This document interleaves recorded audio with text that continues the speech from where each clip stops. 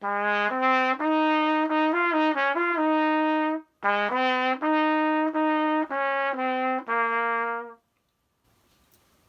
trumpet players, it's time to get greasy. This is a short and dirty on how to grease your slides.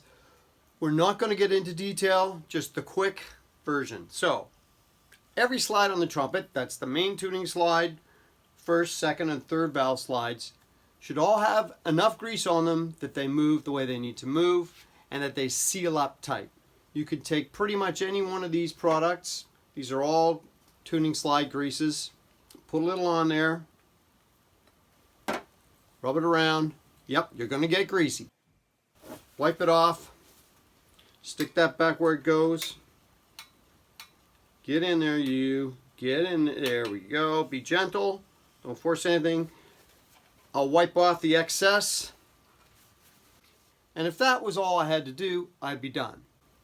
However, this is the woefully incomplete version of how to grease your slides. If you want to be able to play in tune, you're going to have to at least get that third valve slide moving. And if you have a saddle on it or a ring, do the same with your first valve slide.